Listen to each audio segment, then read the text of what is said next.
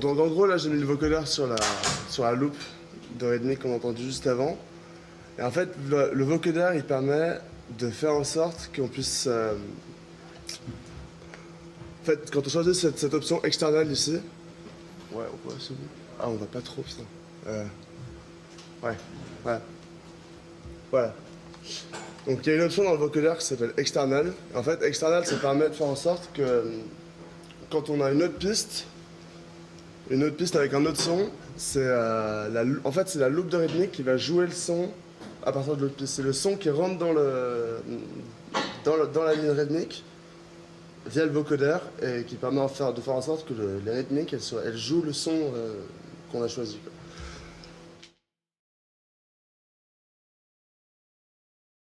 quoi. Ok, donc ça c'est un opérateur classique. Ça c'est quand on vient mettre l'opérateur dans la piste. En gros ce que je fais, c'est que je prends un arpège. Ça c'est vraiment comme je vous ai dit pour faire des trucs aléatoires. Pour vraiment que la rythmique elle change tout le temps. Donc je mets un arpège. Tac. Donc là, en gros. Voilà, tac. C'est que j'ai juste fait une note sur le clip de l'opérateur. Le solide, une espèce de basse en continuel derrière qui change de note, qui change de fréquence du coup. Donc voilà. Et du coup, c'est à partir de là en fait que je mets l'opérateur dans la loupe de rythmique qu'on a entendu juste avant. Ça c'est la loupe de rythmique avec le vocoder. Donc dans le vocoder, je mets external, audio from l'opérateur que je viens de créer. Je baisse l'opérateur. Et en gros, à partir des fréquences et des rythmiques que la loupe elle joue, enfin ça crée une rythmique avec l'opérateur. Et du coup, c'est pas en sorte que c'est qui change tout le temps. Après, il faut aussi un peu tweaker le vocoder, il y a plein de manières de l'utiliser. Ça, c'est une manière parmi tant d'autres, quoi. Mais ça marche relativement bien. Surtout pour avoir un fond de track, au moins après on peut faire des basses tranquillement, avoir des trucs qui loopent bien et puis avoir un background qui bouge continuellement.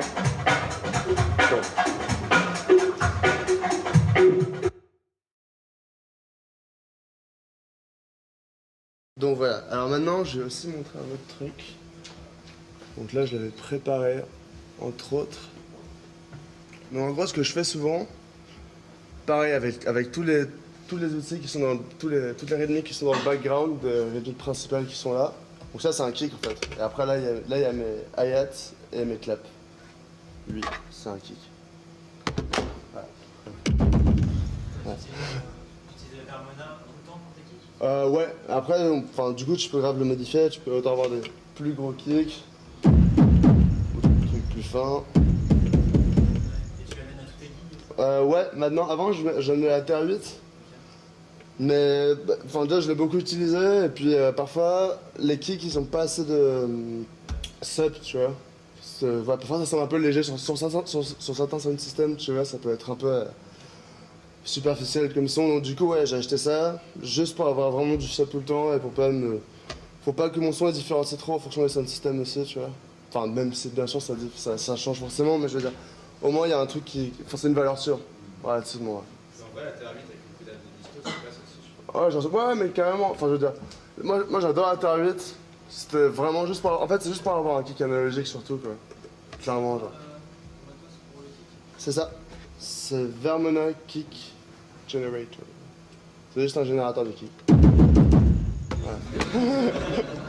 Bien celui-là, du coup. Ça, je pense.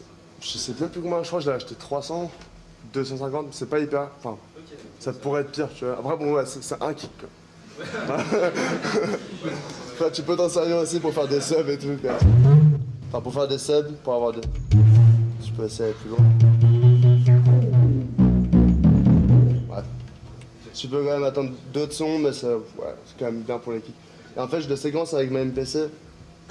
Parce qu'il n'y a pas de séquenceur, c'est juste le son, quoi. Enfin, juste un générateur. Donc, du coup, ouais, sur le MPC, tu mets un pad qui est associé à la piste MIDI du kick.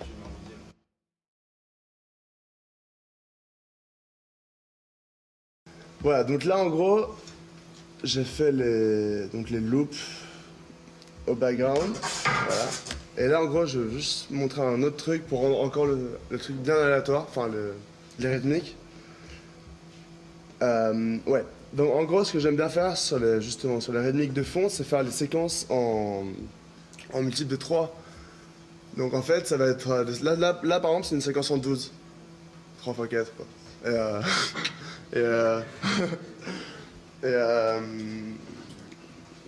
Ouais, donc tu peux le faire en 12 ou en 48, en 24 aussi. En fait, c'est comme si c'était du 3 temps caché dans du 4 temps. Enfin, là où je veux en venir, c'est que ma MPC, elle est en 4 mesures. Par exemple, là, les rythmiques, elles sont en 4 mesures. Donc les variations, tu sais quand elles vont arriver relativement.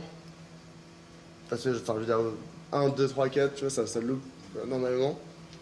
Et si tu fais des séquences plus longues ou plus courtes, en multiple de 3 sur Ableton, du coup, les variations que tu vas faire sur Ableton, elles vont arriver à des moments différents de ta séquence de beats ici.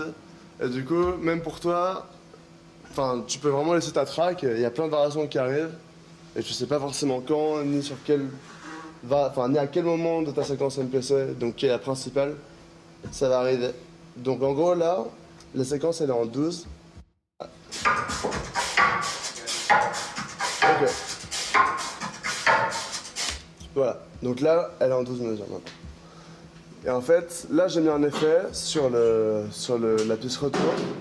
Donc j'ai mis un grain delay. Ça fait... je sais pas si vous l'avez déjà utilisé, peut-être. Ouais. Pas d'un peu crocher le son. Enfin, ça rend le truc un peu plus... Enfin, vous allez peut-être... J'ai mis aussi... De toute façon, vous allez écouter. Je vais vous le mettre là. Donc, en gros, vu qu'elle est en 12, je mets des petits coups dans le send en fait pour que ça aille directement dans le A, dans la piste retour A avec le delay, le grain delay et tout. Et vu qu'elle est en... Donc là, en fait, ce que je vais faire... Ouais, tac. Donc là, il y a la courbe du send pour aller dans la piste A. Tac. Donc là, en gros, ça c'est l'effet. Non, on va pas. Hop. Voilà. Ça, en gros, c'est l'effet de la piste A. Voilà. Ouais, ça, c'est une automation dans le clip qui est l'automation du scène, en fait. Donc, du coup, ce que je fais, c'est que je la mets sur plusieurs endroits du clap de la piste. Pas forcément partout. On va la mettre là encore.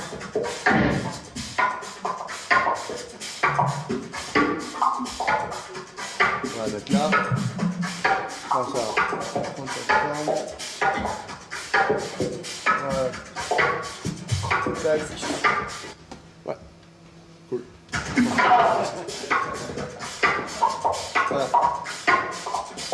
Donc là, en gros, voilà, j'ai mis plusieurs automations pour aller pour que le son il aille dans l'effet de la piste retour. Donc voilà, dans l'effet de la piste retour, je vous montre quand même ce que j'ai fait. J'ai mis un simple delay avec le time.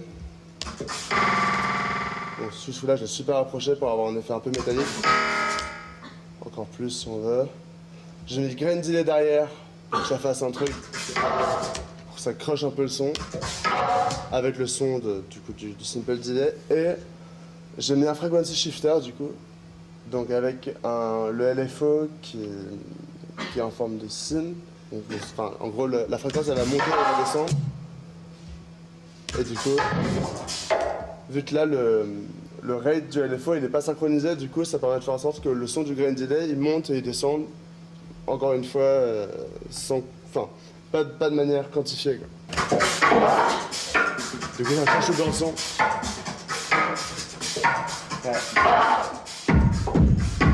Là, en gros, on peut laisser tourner. Il y a des trucs qui arrivent. Stop.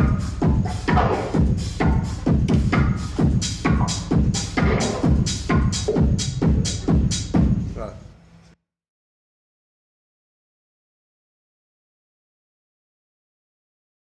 Une bass. Non. Ouais. Bon, après, en général, tout ce que je fais au niveau des basses et même des accords, enfin, j'utilise des synthés que j'ai chez moi. Donc là, du coup, j'utilise Operator pour être comme. Enfin, ça marche quand même, mais disons qu'avec un synthé ou quoi, ça pourrait aller plus rapidement. Là, t'as besoin de. Enfin, sur Operator, il y a quand même plus besoin de modifier les trucs pour avoir un son. Enfin, avec lequel tu te sens confortable. Ouais. Enfin, du coup, à partir de.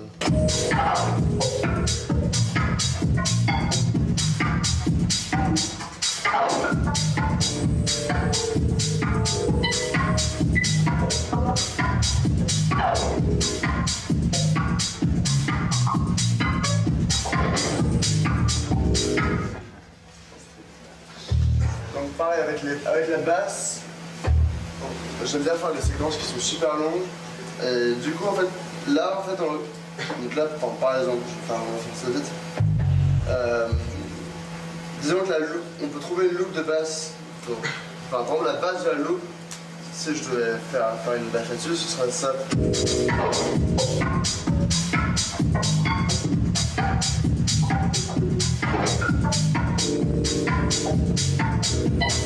Et en gros, dans cette ligne de basse, ce que je vais faire, c'est que je vais faire une séquence super longue, et au milieu de la base, enfin de cette base, je m'amuse aussi à faire des variations. Donc du coup, rentrer un peu dans l'addition. Là, c'est dans la chose.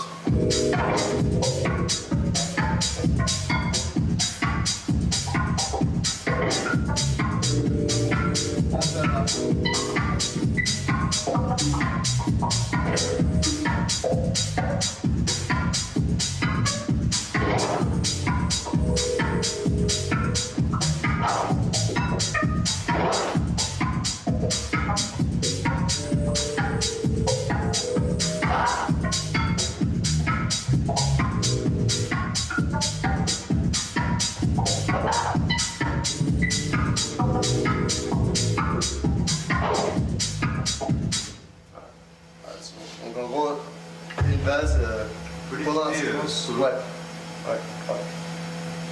Juste la requantifier.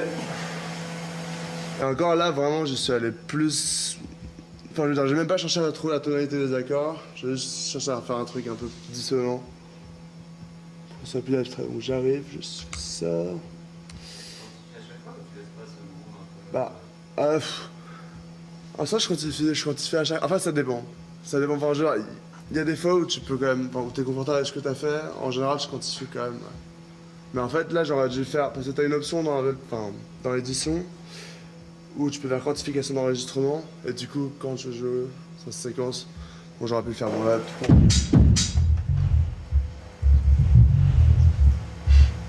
c'est carrément.